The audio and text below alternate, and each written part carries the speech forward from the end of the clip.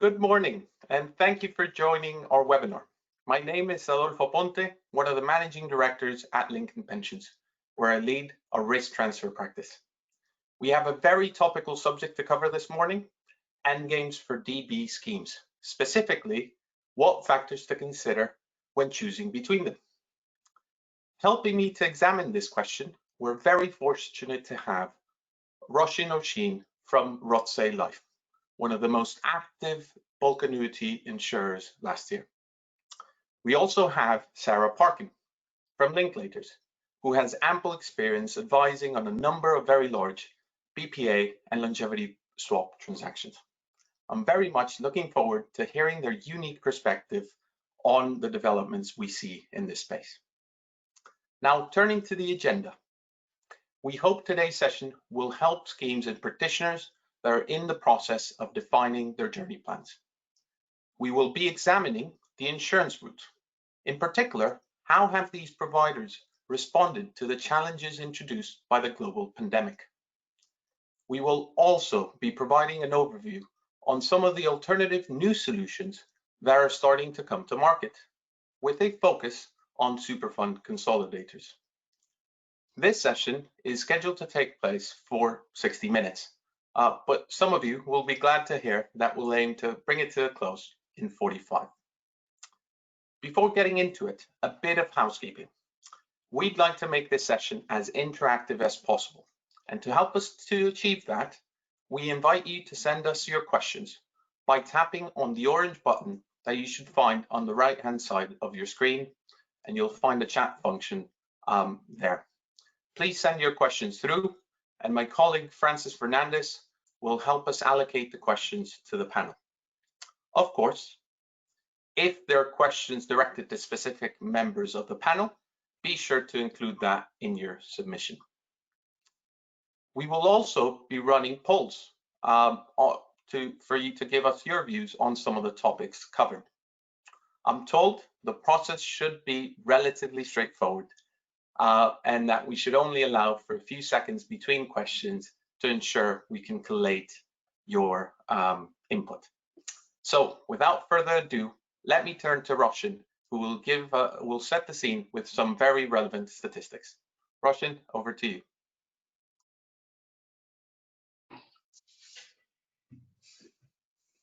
Thanks, Adolfo, and good morning, everybody.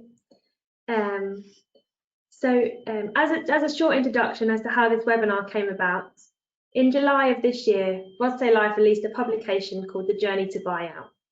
We worked with a host of industry experts, including Adolfo and Sarah, to bring together a series of articles that take you on the journey to buyout. Each scheme's journey will be different, but the fundamentals really remain the same for them all. The publication covers all parts of the journey, and therefore there should be something in here for everyone, regardless of where you are on your journey. Alongside the articles, we also present the results of a survey that we completed with Mallow Street, and I'll be picking out a few of those to chat through in a minute. Just hopefully those who requested a copy of the publication have received it. There is also a soft copy available online, and if anybody else would like a copy of the publication, please do get in touch after the webinar and we can sort this out for you. So you will notice stats dotted around the publication alongside the articles, just to try and give a bit of real life context when you're reading things. The survey was based on 54 schemes, details of which, such as the size and the sector, can be found at the back of the publication on page 106. Now, I'm not sure if we have any overlap with the schemes in the survey we did with Mallow Street and the schemes that are here today, but I thought it'd be interesting just to take a quick poll. So, do we start? There we are. So the first poll we're going to do is your scheme currently de-risking or has completed any de-risking exercises in the past? It's just a yes or no answer.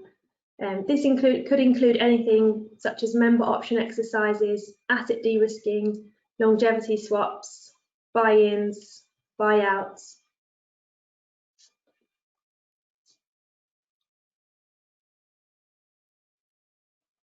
Okay, so 84% of you guys here today have completed or are de-risking in some way, which is actually really great for me anyway, because going on to our next slide, you can see in the top left-hand corner, the survey we carried out with Mallow Street suggested 87% of all schemes are de-risking, which is very close to the stat we got today, so no explaining to do there. As well as de-risking exercises, I think it's fair to say we've seen improved funding levels, a slowdown in longevity, continuation of sponsor contributions, and also a maturing of schemes. This has all meant that endgame plans that perhaps might have seemed like a distant spot on the horizon at some point are now coming into focus for many schemes and their sponsoring employees. It's no wonder that many schemes are now considering their endgame strategy, and many are much closer than they may have imagined at this point to achieving it. 13% of schemes surveyed think they will reach their endgame in 2 years. The survey results also showed that 42% of pension funds are targeting buyout for their endgame, and 55% of those expect to achieve it in the next 10 years. Larger funds are also becoming interested in buy-in and buyout too, with 28% of schemes over 1 billion in the survey also targeting buyout. 2% of schemes are formally targeting DB consolidation as their endgame, and we are going to go on to talk about this in a little bit more detail later on. There are many more stats dotted around the survey, dotted around the publication, so I do encourage you to go and have a look if this is something you're interested in. Now I'm going to hand over to Sarah, who's going to chat us through the different endgames from a legal perspective. Thanks, Roisin. Thank you. Morning, everyone. So as Roisin's highlighted, the Mallow Street survey demonstrated that trustees are focusing on their endgames more and more. Now, the legal background to choice by trustees of any endgame target is that there is no one right answer. Neither legislation nor normally the trustee and rules prescribe what that endgame should be. This means that there's a decision that trustees need to make, and usually in collaboration with the sponsor employer, particularly at the initial strategic stages of working out what to do. Trustees do not have to choose all the same endgame, and in practice it varies what trustees, the sponsor, decide that is best for the scheme and scheme members. But taking a step back and looking at the legal principles which apply here, as I said, trustees will be exercising a power they have under their trusteedom rules when they're choosing and deciding and executing any endgame solution. Therefore, any strategic target setting should take account of what those powers are and how they may be exercised. So when exercising a power, trustees have to make sure that it meets the proper purpose test. This means that they have to make sure they're using the power in the way that it was intended. So for endgame purposes, trustees need to ask themselves, what is the purpose of the scheme? Now, unless the trustee has an express purpose power, this can be summarised as a purpose of providing the benefits the employer promised in a cost-effective way. Now, of course, in terms of endgame strategies, there are various ways this can be achieved, and commonly it would either be by running the scheme on indefinitely after having achieved self-sufficiency or buying out, both of which can be said to achieve that proper purpose. Now, many of you will have heard it said that trustees have to act in the best interests of members. Whilst the interest of members is a factor to think about in exercising any power, it's not the only thing that trustees have to think about. And the reason I mention this now is that when considering options as part of endgame planning, trustees are not legally obliged to look for the best outcome for scheme members. And by that, I mean they do not have to choose the endgame solely on the basis of the option which will provide the maximum level of security for members' benefits. The legal question is whether the endgame provides a sufficient degree of certainty rather than whether it is better than all of the other alternatives. At this point, trustees must then consider and make a decision. And as you will have all heard many times before, whenever a trustee is making a decision, including here, they have to take into account all relevant factors and ignore all irrelevant factors. And we'll touch on later some of the relevant factors for endgame planning Now, whilst a trustee whilst a trustee can be challenged for not considering all of the relevant factors, generally they cannot be criticised for the weight they decide to give to each of the relevant factors. That is very much a decision for each trustee board to make. So for those schemes who have not decided on their end game, we now also have the new requirement being introduced in the pension schemes bill, and this is the concept of schemes having a long-term objective. So after the introduction of the bill, trustees are going to have to determine a strategy for ensuring scheme benefits can be provided over the long term. And in particular, the bill does specify that the strategy should be specific about the funding level the trustees intend the scheme to have achieved as at certain dates and the investments that they intend to hold at those dates. And the regulator has said that they want to see all schemes set a long-term funding objective such that at the time they're sufficiently mature, they have a low level of dependency on the employer and are invested with a high resilience to risk. Now, neither the bill nor the regulator in their recent consultation expressly say what a trustee's endgame should be. But the long-term objective will be focused in trustee minds. And for those trustees who may not be in their endgame planning stages or horizon scanning, means they will be naturally turning their minds to what their endgame may be. So to summarise, as I said earlier, legally, there's no one size fits all, and there are different options. There are evolving options that Adolfo will touch on, and there's nothing legally preventing trustees from considering these new options. But notwithstanding this, trustees will usually be benchmarking any option against the insurance buyout route. And so I'll hand over to Adolfo, who will be now looking at that in a bit more detail. Thank you, Sarah. And I think that sets the scene quite neatly to start exploring the insurance route in a bit more detail. So if we can turn the slide, it is fair to say that in the current market, the default answer for many schemes that are designing their journey plans is actually to aim for insurance. That has not always been the case. If we cast our mind back 15 years, the bulk purchase annuity market was only a fraction of the size it has today, and the debate over buy-in insurance policies was still gathering pace. Back then, the market had not only attracted a number of insurance providers, some of which are no longer with us, but also it attracted global banks like Citigroup and Lehman Brothers. Since then, regulation in the pension scheme environment, as some of which has been covered by Sarah, has hardened, and this has naturally driven demand for endgame solutions, to an extent also reflecting the maturity of these pensions arrangements. Insurers have also had to earn the trust of the pensions community. During the last business cycle, they performed significantly better than their banking counterparts, noting that, as I mentioned before, some of the insurance providers that were active back in 2007 were actually forced to withdraw from the market given economic conditions at the time. But all in all, today, the insurance regime and all of its layers of protection available through capital requirements, the protections and oversight provided by the PRA, and ultimately the promise of access to the FSCS or PPF equivalent regime means that the insurance regime is perceived to be the gold standard in terms of security. That said, if we turn the page, insurance is not intended to be a risk-free proposition. If you look carefully at the communications from the PRA, which is the equivalent of TPR for insurance companies and banks, you'll see that that regulator is quite clear about this point. And in fact, this is something capital markets are actually well aware of.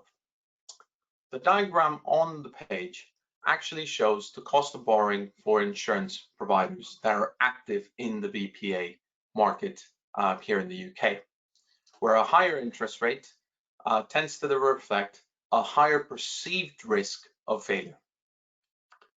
Earlier in the year, in the wake of the lockdown, the cost of borrowing, as we can see on the graph, actually spiked. Part of that spike is naturally reflecting the lack of liquidity that was available in the market at that time, given the sudden shock and an unprecedented nature of the steps taken by governments at the time. But it also showed an increased uncertainty on the impact that the lockdown would have on real assets, by which, when it comes to life insurers, we're really talking about corporate credit and property assets, which are well represented in the investment strategies of insurers active in this space. The cost of borrowing has normalized, as you can see on the graph, and for the markets are broadly in line with the levels we saw earlier in the year. But it's fair to say that the gap between the borrowing cost has actually dispersed quite meaningfully, where some insurance providers are actually still required to pay a meaningful additional coupon to be able to borrow from that market. In general, the fact that there has been a normalization in interest rates is good news for policyholders and trustees that are looking to transact with insurance companies in the near future. This has in practice allowed insurance companies to raise billions of pounds of fresh capital, which go to protecting the interest of existing policyholders, but also give insurance companies the firepower they need to write new business. Now, going back to that dispersion I mentioned before, that goes to show that while transferring pensions benefit to the insurance regime is typically deemed to enhance the security of member benefits. In the previous page, I went through some of the reasons why that is the case. When it comes to choosing between insurance providers in the market, the choice of insurer does matter. In particular, in this environment where there remains a marked level of uncertainty over the impact of the global pandemic will have on the real economy. So let me now turn back to Roshan, who is very well placed as a provider in this space to tell us or to talk to us about how it has responded to these challenges.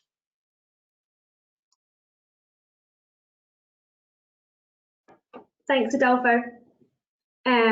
So I'm actually going to start with a little bit of an overview of the market and how 2020 has gone so far. So I don't know if you are all aware, but 2019 was a huge year for the bulk annuity market, with around 44 billion of liabilities transferring across to insurers. Last year was dominated by jumbo deals, and you can see on the table on the right-hand side of the slide here, which is the top 20 largest transactions completed in the bulk annuity market. 8 of these were completed in 2019. And 5 of these deals, as you can see dominated at the top, were over 3 billion.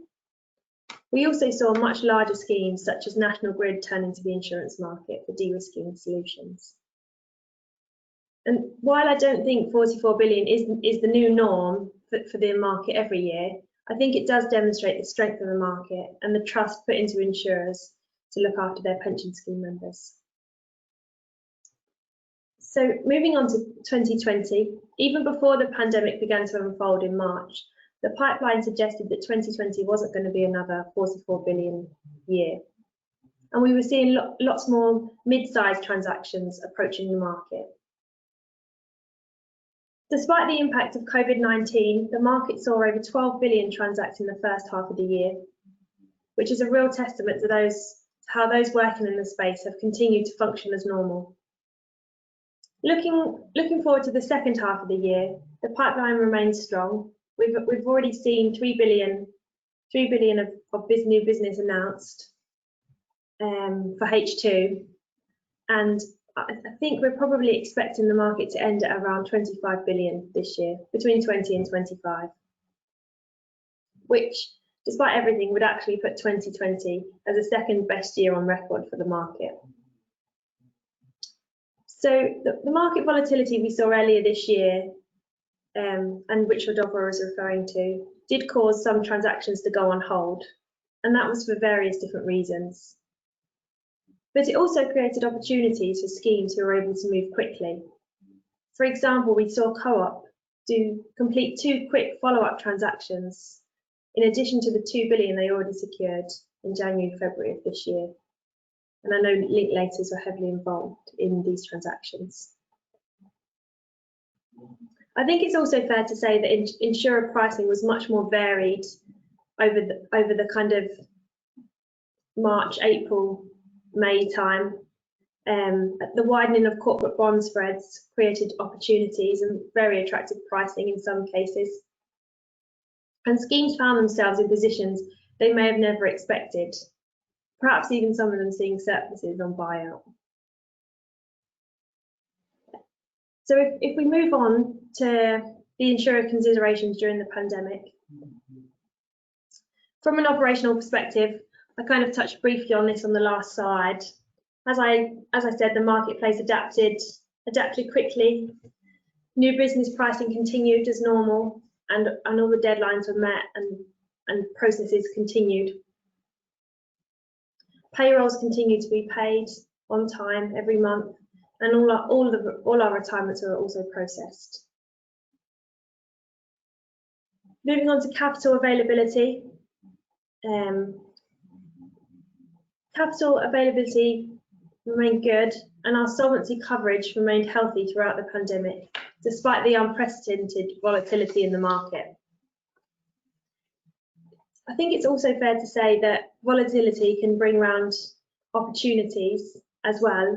And turning to the asset side of things, we have dedicated teams in place sourcing asset opportunities for new business.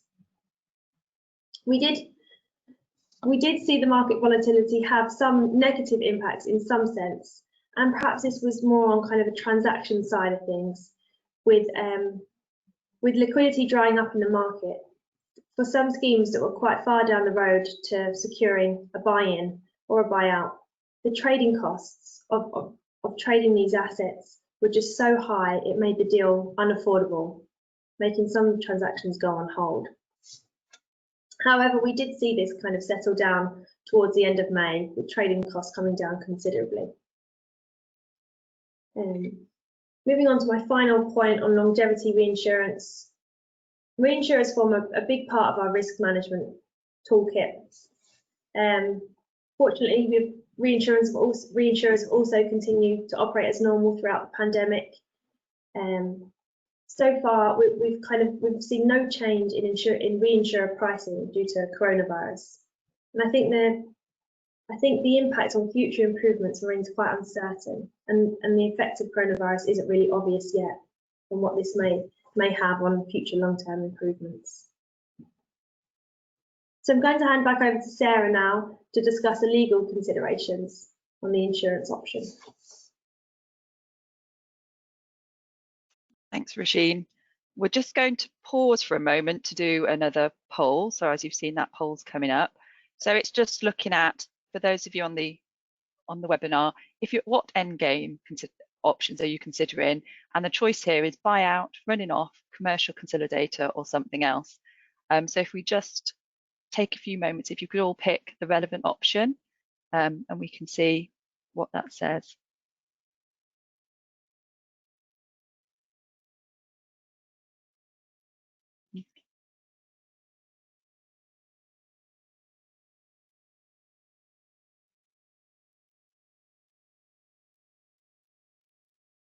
Okay, so there we can see 63% are considering buyout, 25% running off, 6% commercial consolidators, and 6% something else.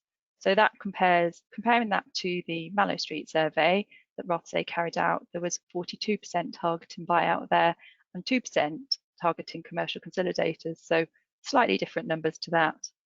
Okay, so the reason we've listed those sort of, we see those as sort of the 3 plus other options of what end games you might be considering. So if we can move on to the next slide, please. Thank you. So here, now I'm going to look at and touch on what trustees need to think about when looking at and comparing the different endgame options that are out there. And as I said, we'll focus on those, the three: buying out, continuing the scheme on, or commercial consolidator, but very much there are other options out there, and there's also other options that keep evolving. But different options give trustees different factors to think about. However, when looking at any option, the security of members' benefits is a key factor. As a trustee, you will need to look at the options and assess how the security compares. And that could be quite difficult, but it is an important step to do. And Adolfo will be going into that assessment in a bit more detail from a covenant perspective.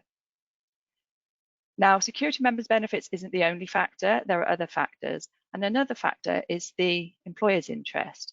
So this includes, what impact does the end game have on the employer? Is the result of the end game that there's still any look back to the employer or not?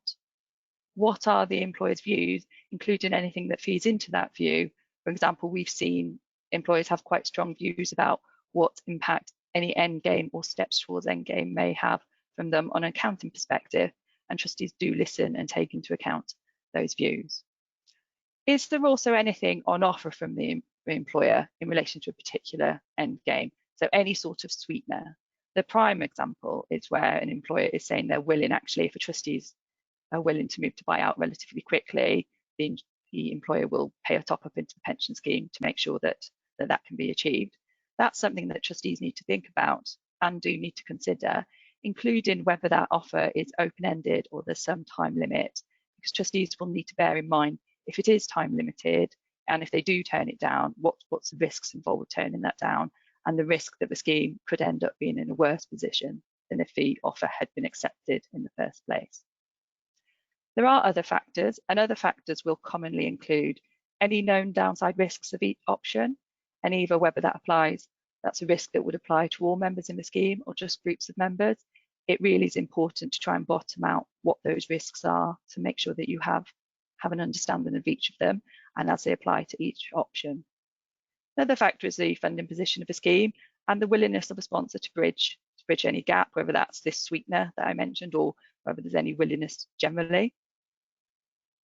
And also there's the views of the scheme members.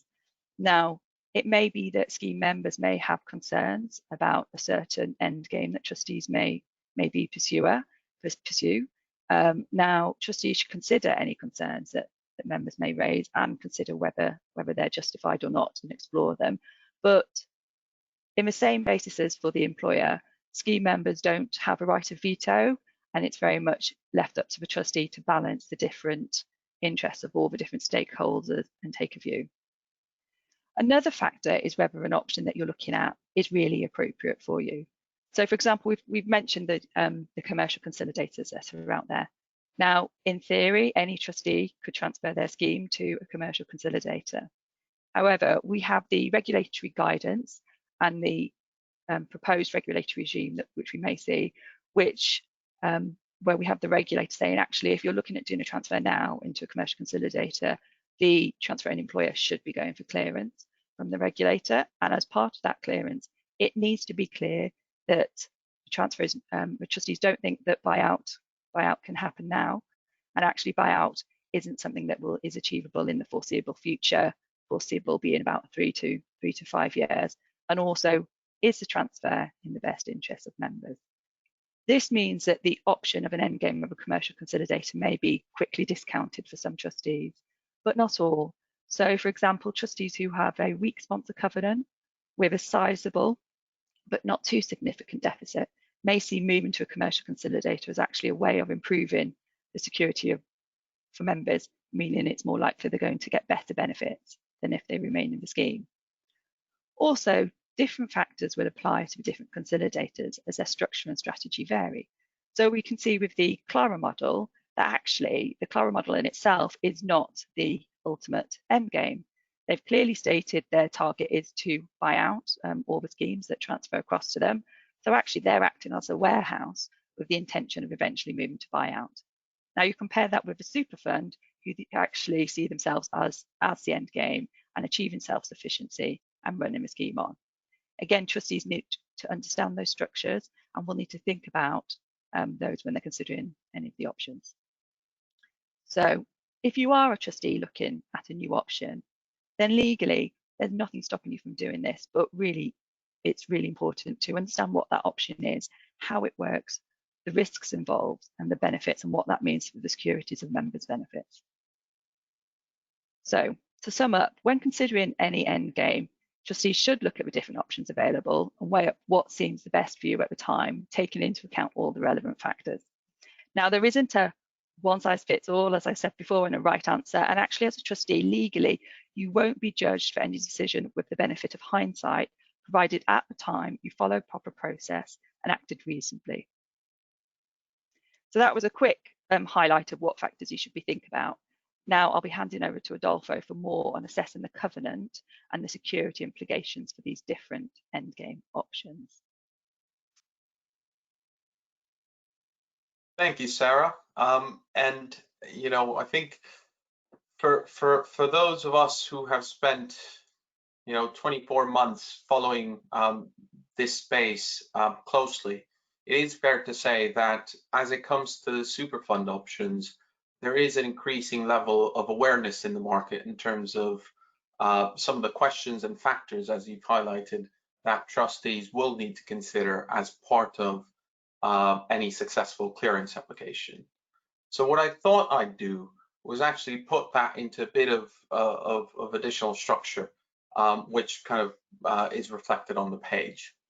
So just to play back some of the points that Sarah noted, TPR has been quite clear that the expectation is that those schemes that can afford buyout, which is, as I mentioned before, perceived to be the gold standard from a security perspective, should do so rather than settle for a super fund solution.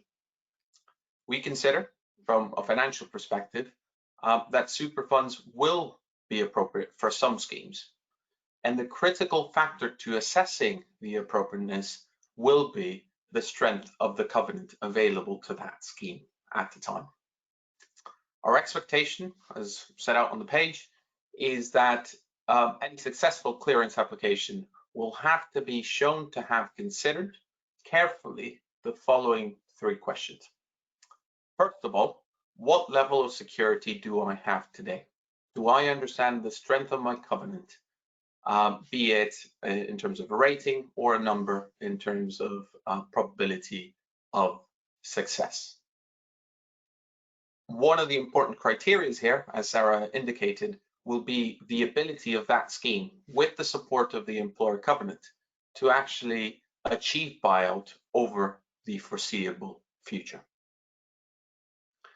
The second question will be around understanding what is being offered, and in particular, what are trustees getting for selling their link to the existing employer covenant. In the case of super funds, we now have the benefit of the interim regulatory regime set out by TPR earlier this summer, which sets a relatively high threshold for super funds to meet from a security perspective.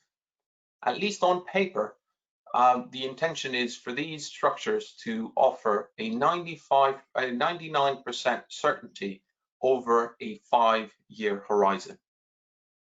Taken as face value, as I mentioned before, this is quite a meaningful level of security that is on offer.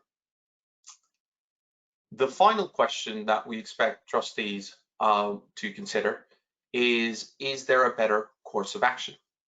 And that includes a step around making sure trustees have tested the ability to improve on the status quo. Is it possible, for example, to negotiate increase the deficit recovery contributions, which will contribute to the ability of the scheme to reach buyout over the foreseeable future? And if not, is there any other options which could distinguish the benefits that the trustees perceive in the offer put forward? So for example, could Master Trust deliver some of the economies of scale which are part of the super fund package, but don't directly go to enhancing the security of members' benefits?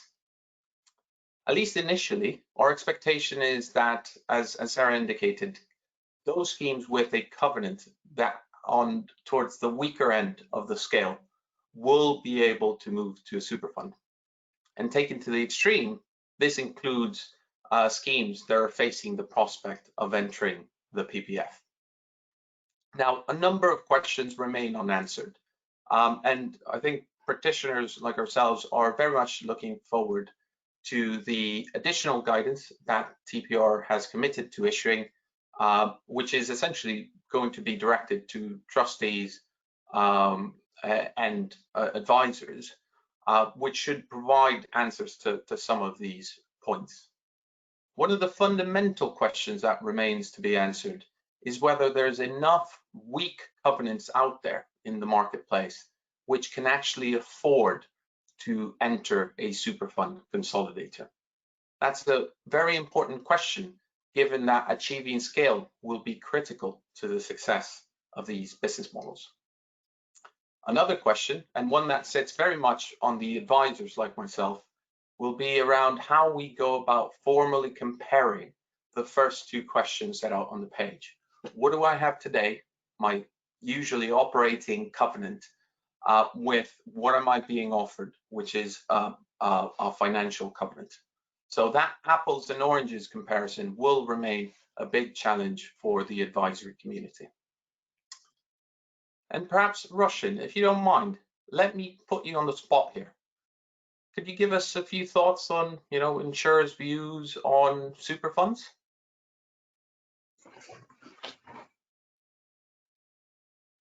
Thanks, Adolfo.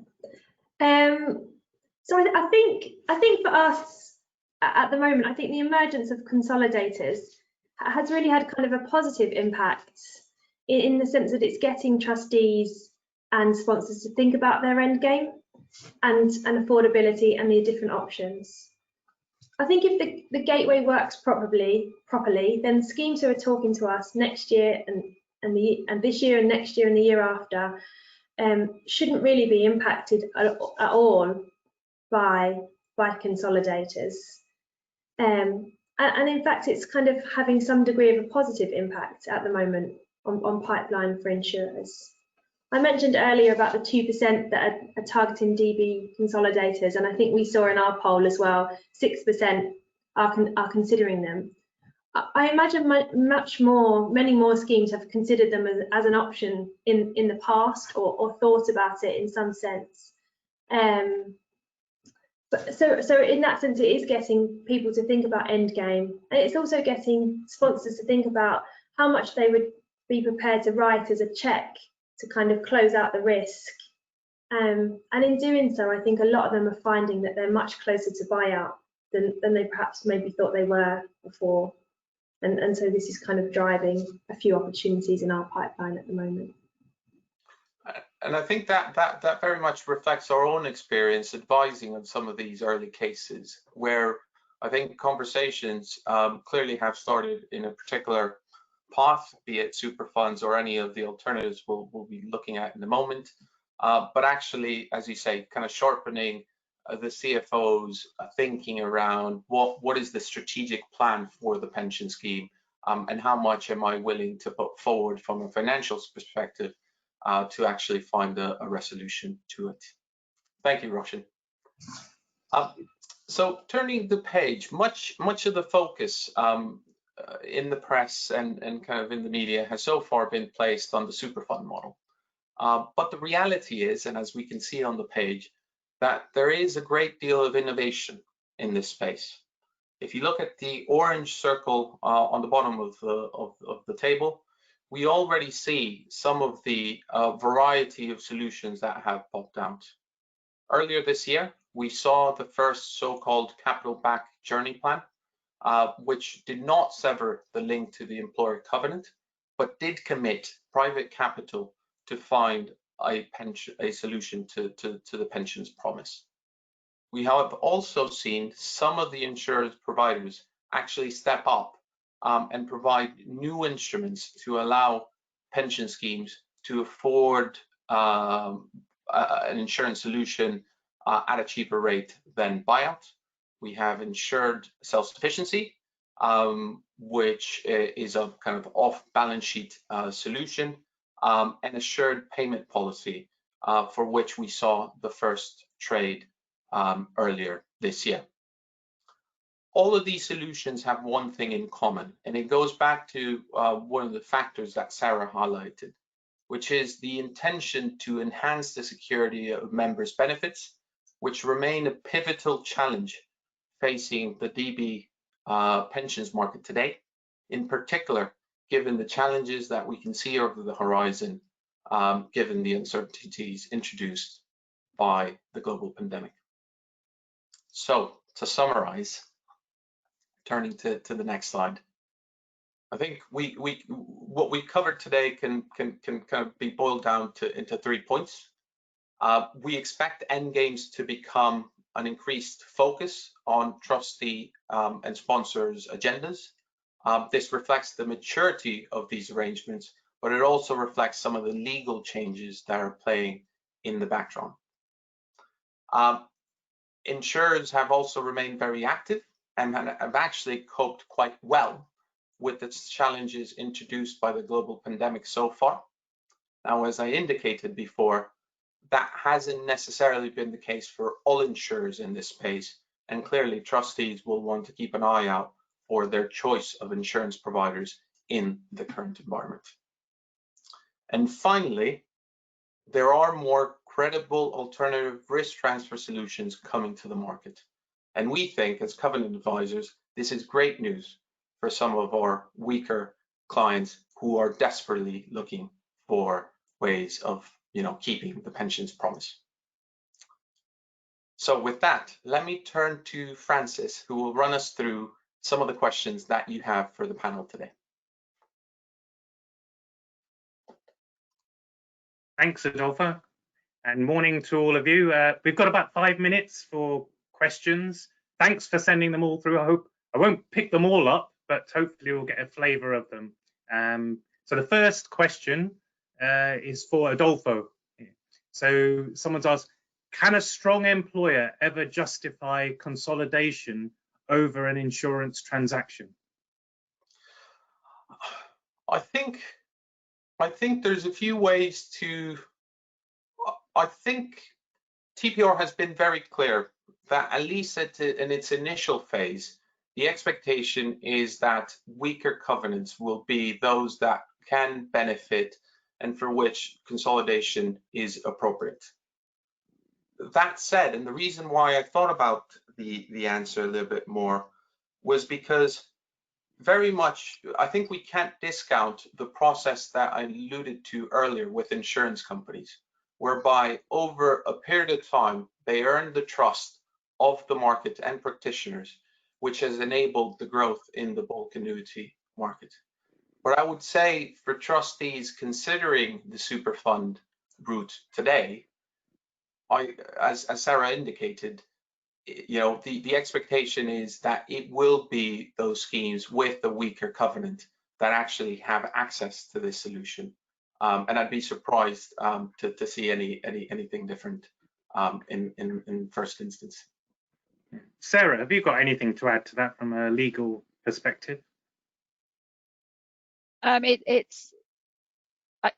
it's a difficult question, but it's very much, what's the employer willing to offer? How strong are the powers of trustees are to force the employer or to bring the employer to the table to pay money into?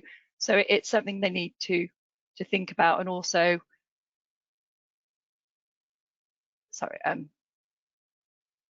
it just making sure that they follow proper process and do what they can.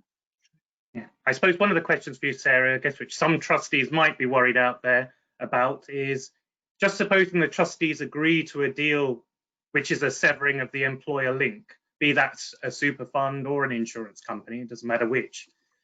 If it turns out that that receiving entity fails in the first 3 or 4 years, but the seeding employer is still in healthy existence, could the members sue the trustees for the decision that they made and try and claim any shortfall in their benefits?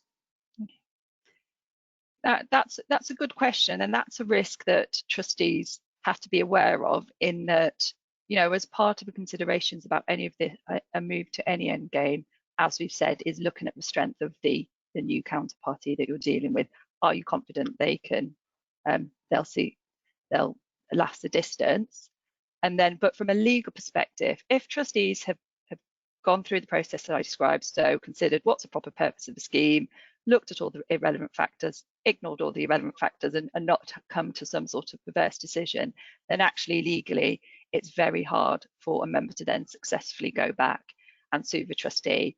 And that's because, as I said earlier, trustees will not, when you're looking at trustees' decisions from a legal perspective, you don't look at them with the benefit of hindsight. You very much look at them with what was available at the time and what was a reasonable decision to make at that time.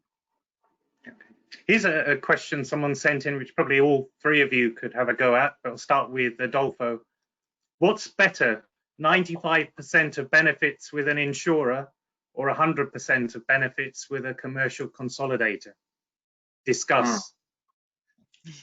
Very, very tough questions. Thank you, Francis. I think that question comes into relevance for some of our clients that are nearing PPF, and for which there is the hope of maintaining additional benefits. And I'll let kind of Sarah highlight some of the legal considerations that may be relevant here. But I suppose from a financial perspective, one of the clear benefits that superfunds offer over insurance companies, assuming the the pension scheme is able to afford the solution, of course, is the maintenance of 100% of the benefits, or most of the benefits in the scheme. And I think that will go a long way towards helping any clearance application from a financial perspective. Again, Sarah, I don't know if there's any particular, legal considerations to bear in mind in that decision that we should highlight. So I mean, it is a hard decision, and it's a good question for that reason. I think, again, the factor here you're looking at is it's having to compare and weigh up after taking everything into account. What do you think is the best decision to make here? And I suppose here the factor is exactly what you said. Do you think that 100% of benefits promised will be paid for the long term? And if it will, it's hard to see why that would justify going down the lower benefits route, given the purpose of the scheme is to provide members benefits. And just to complement that, if I may, I think that the point to take away is actually on paper, both insurance companies and superfund actually are meant to provide a very high level of security. I think the real difference right now is the fact that when we look at insurance companies, there is a clear track record, one which, pension schemes and trustees and advisors have actually had an opportunity to challenge, and for which we've actually seen how they've performed over a business cycle, or actually, insurance companies for many more. Whereas actually when it comes to super funds, some of the structures are there on paper, as I mentioned, and there is all the will in the world to ensure that they are maintained. But actually, how much weight should be placed on the lack of historic track record? And I think that's one of the important factors that I suppose from a financial perspective we'll be considering in advising trustees. Yeah. Roisin, have you got anything to add on that point? You're on mute, I think.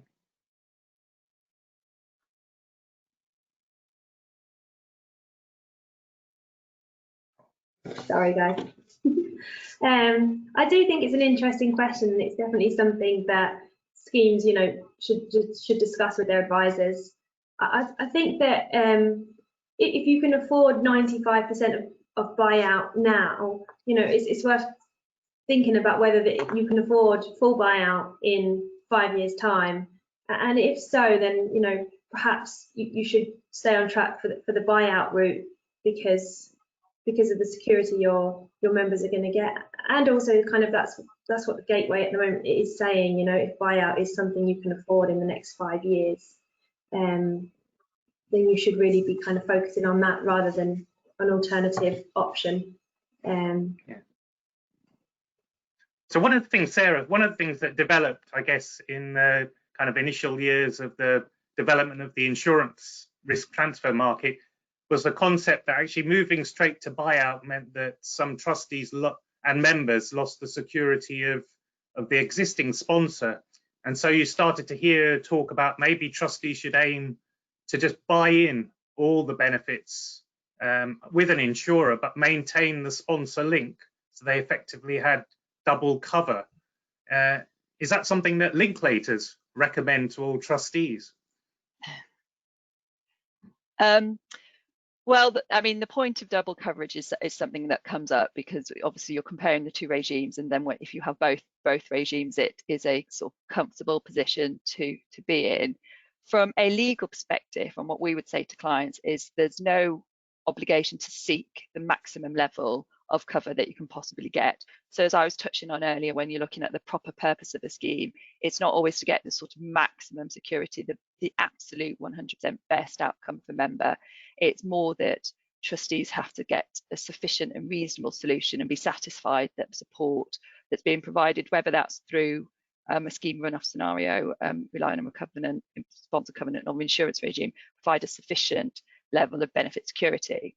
So what I'm saying is legally, no, you don't have to go for that double coverage, but I appreciate in practice, if you're putting myself in trustees' shoes, that's a hard decision to make, but it's certainly a decision they could make to move just straight to buyout. And it's just quickly, trustees have it. Just quickly, Roshin, then would someone like Rothesay be bothered whether trustees just stay in buy-in forever, or do you actually want them to go to buyout? I mean, I don't think we're really that bothered, you know. It's up to the scheme really whether they want to kind of close down and fully wind up and go to buyout, or if they want to run it as a long-term buy-in. That's just in the background, that runs slightly differently to a buyout, but we have long-term buy-ins on our books, and we've written large long-term buy-ins in the past, so it's not something that we really mind doing. Okay. Question here, Francis. Oh, sorry, just one thing is, I suppose moving to buyout, there's the option of getting residual risk cover that you may not be able to get on a buy-in. And actually, if you don't take out residual risk cover at that point of buyout, and then keep a buy-in, you might not be able to get it in future years. Say if the sponsor is no longer able to provide further funds to get that cover. Okay. I think that's a good point. Sorry, Francis. And you know, if you are in a long-term buy-in, you might run the risk that people aren't writing residual risk cover in the future, or things have changed. So like you leave certain things open. Yeah. So question for you, Roshin, just sort of having been involved in the kind of risk transfer market for a long time, back in the days of 2006, 2008, the insurance market was seen as very innovative and creative, quite exciting. Now we've had sort of 15 years where it's become well established. A lot of the innovation in the last 18 months appears to be coming from other providers, capital providers. Can you think of sort of two examples which demonstrate that maybe the insurance market is still creative, meeting client needs, and still kind of alive and kicking in creativity? Yeah, I think that's interesting, because you are right. I think the other alternative solutions are coming from kind of being backed by different capital regimes, but I don't necessarily think that means the kind of solution itself has changed. You know, all the solutions are purely securing benefits, just perhaps under a different capital regime. I think in the insurance market, we've definitely seen a lot of innovation on the asset side, or kind of things we're able to offer schemes to perhaps give more security up front before they sign the contract, to kind of make the ease of transferring over funds easy as. So, you know, a lot of insurers now are able to take corporate bonds, swaps, gilts, infra assets, all in specie. All risks is a big thing at the moment, and offering kind of all risks on buyouts, large schemes and smaller schemes, but you know, usually it's more complex the larger the scheme.